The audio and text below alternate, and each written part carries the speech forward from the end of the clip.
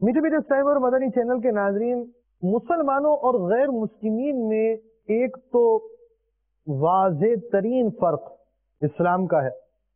اسی طرح غیر مسلمین میں سے بعض صفائی کا اہتمام ضرور کرتے ہیں، ستھرائی کا خیال رکھتے ہیں، لباس کے اچھے ہونے کی سوچ محسوس ایسا ہی ہوتا ہے کہ اچھے لباس، ستھرے لباس پہننے کی سوچ تو غیر مسلمین میں ہوتی ہے، مگر طہارت کا اہتمام غیر مسلمین میں نہیں ہوتا۔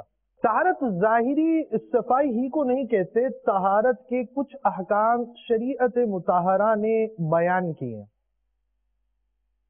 اور ان احکام کی روشنی میں پتہ چلے گا کہ ہم نے طہارت حاصل بھی کی ہے یا نہیں۔ یعنی کوئی شخص شریعت مطہرہ کی روشنی میں پاک ہے یا نہیں، یہ باتیں احکام شریعت سے معلوم ہوتی ہیں۔ جہاں طہارت کی بات آتی ہے تو سب سے پہلی چیز جو پیش نظر رہے، طہارت عمومی طور پر پانی سے حاصل کی جاتی ہے۔ بارش کے پانی سے وضو جائز ہوتا ہے۔